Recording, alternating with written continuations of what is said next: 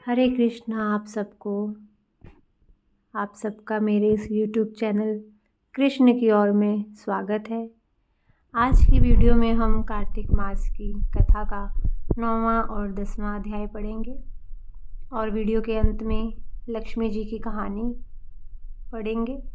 अगर आपको मेरी ये वीडियो अच्छी लगे तो लाइक और शेयर कीजिएगा और चैनल को सब्सक्राइब कीजिएगा। तो कथा शुरू करते हैं। राजा पृथु बोले, हे श्रेष्ठ मुनि नारद जी, आपने कार्तिक मास के व्रत में जो तुलसी की जड़ में भगवान विष्णु का निवास बताकर उस स्थान की मिट्टी का पूजन करना बताया है। अतः मैं तुलसी जी के महात्म्य को सुनना चाहता हूँ। तुलसी कहाँ और कैसे उत्पन्न हुई यह बताने की कृपा करें। नारद जी ने कहा, राजन, आप सावधान होकर तुलसी जी की महत्ता तथा उनके जन्म का प्राचीन इतिहास सुनिए।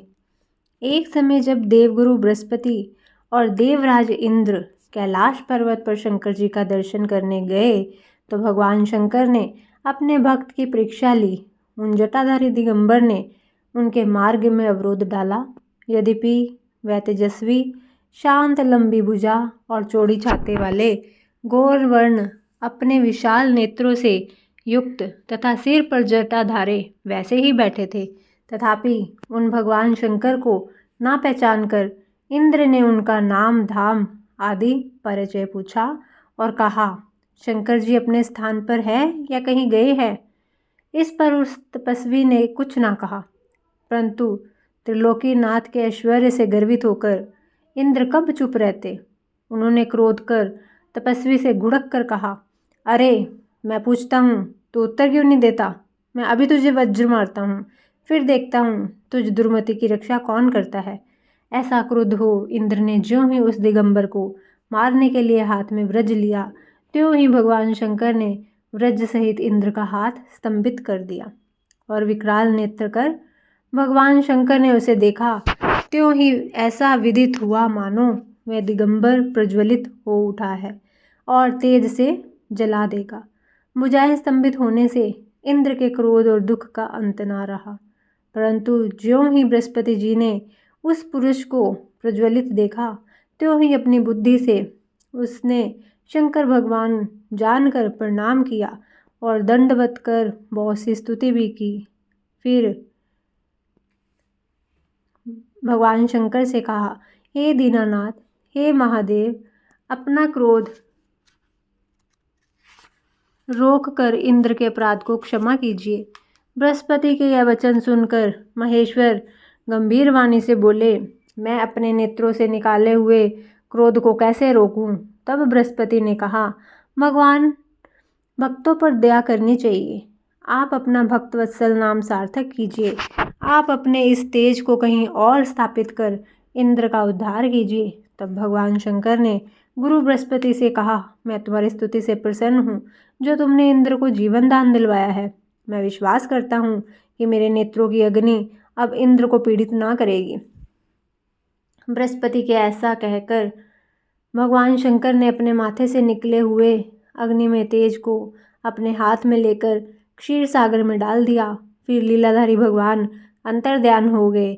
इस प्रकार जिनको जानने की इच्छा थी उसे जानकर इंद्र और बृहस्पति अपने स्थान को चले गए। बोलिए श्री कृष्ण भगवान की जय। कार्तिक मास की जय। 10वां अध्याय। राजा पृथु ने कहा, हे देव ऋषि, आपको नमस्कार है। कृपा कर अब आप यह कहिए कि जिस समय भगवान शंकर ने अपने माथे का वह तेज क्षीर सागर में डाल दिया तो उस समय क्या हुआ। नारद जी ने कहा, हे राजन, जब भगवान शंकर ने अपना वह तेज क्षीर सागर में डाल दिया तो उस समय वह शीघ्र ही बालक होकर गंगा सागर के संगम पर बैठकर संसार को भय देने वाला रुदन करने लगा। इसके रुदन से समस्त संसार व्याकुल हो उठा। लोकपालों के मन में भी व्याकुलता हुई। चराचर चलायमान हो गया। शंकर सुवन के रुदन से ब्रह्मांड व्याकुल हो गए। समस्त देवता और ऋषि मुनि व्याकुल होकर लोक पितामह श्री ब्रह्मा जी की शरण में गए। सबने मिलकर श्री ब्रह्मा जी को प्रणाम किया और स्तुति की। फिर कहा कि हे पितामह, यह तो बड़ा भयंकर समय उपस्थित हुआ है। हे महायोगिन, इसका नाश कीजिए।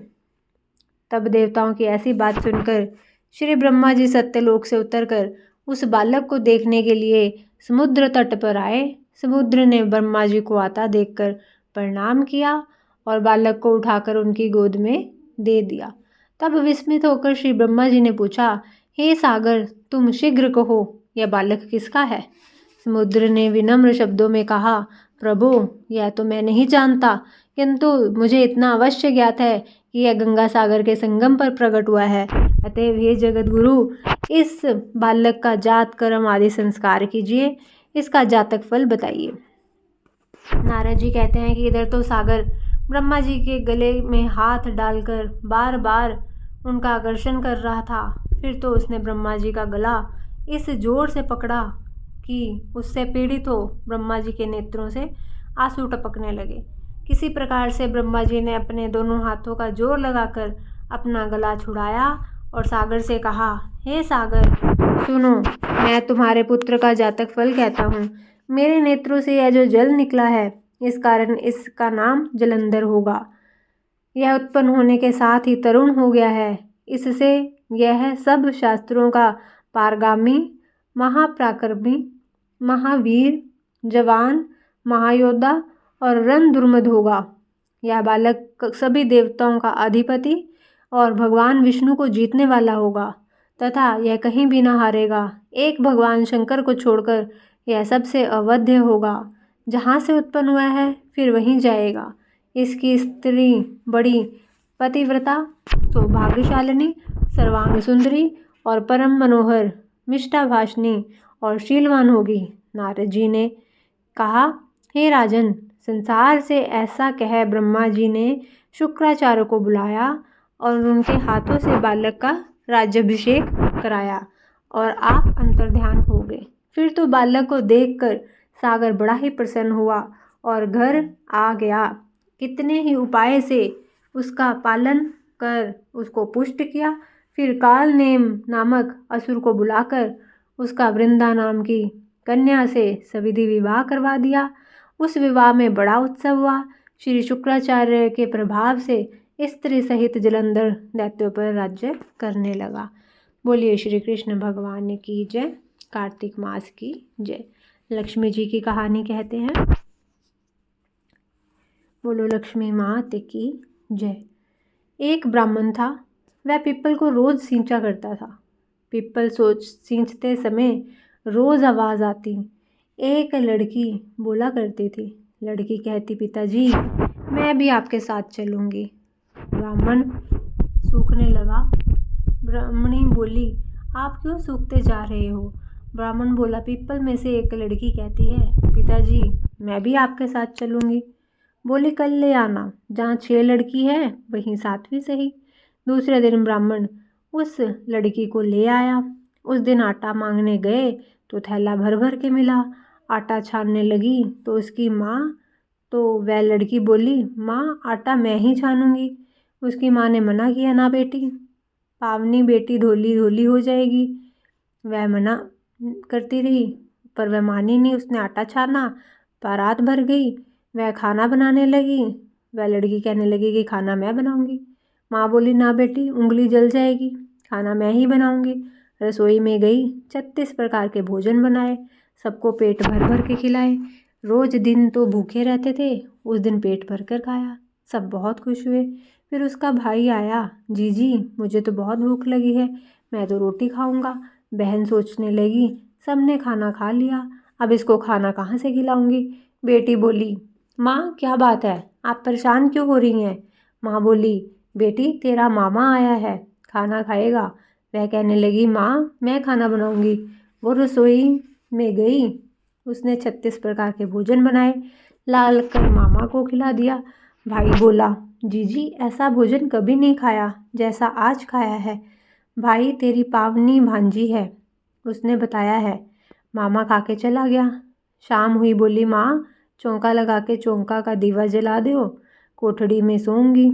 ना बेटी ना, तू डर जाएगी। ना, मैं तो कोठे में ही सोऊंगी। माँ मानी नहीं और कोठे में सो गई। आधी रात को उठी, चारों तरफ आंख मारी अर्थात चारों तरफ घर में घूमी। घर में धन ही धन हो गया। जाने लगी, बाहर बूढ़ा ब्राह्मण सो रहा था। बोला, बेटी तू रात में कहाँ चली? वह बोली, मैं तो लक्ष्मी माता हूँ, इसके 6 बेटी है, इसकी दरिद्रता दूर करने आई थी। यह बेचारे बहुत ही परेशान रहते थे, तुझे करवानी है तो तू भी करवा ले। बूढ़ा बोला, कर दो, इससे अच्छी बात क्या है। लक्ष्मी माता ने उसके घर में चारों तरफ आँख फिराई और चारों तरफ घर में घूमी। बूढ़े के घर में भी धन ही धन हो गया। सवेरे उठकर ढूंढ मची कि पावनी बेटी कहाँ गई, पावनी बेटी कहाँ गई। ब्राह्मण बोला, वो तो लक्ष्मी माता थी, तेरे साथ साथ वह मेरे भी दरिद्रता दूर कर गई। जैसे लक्ष्मी माता ने उसे ब्राह्मणी व ब्राह्मण की दरिद्रता दूर की, वैसे लक्ष्मी माता सबकी दरिद्रता को दूर करें। कहते सुनते हुकारा भरते का सबका भला करियो लक्ष्मी माता। बोलिए लक्ष्मी माता की जय। अगर आपको मेरी ये वीडियो अच्छी लगे तो कमेंट करके बताइएगा। मिलते हैं अपनी अगली वीडियो के साथ। तब तक के लिए सबको हरे कृष्णा।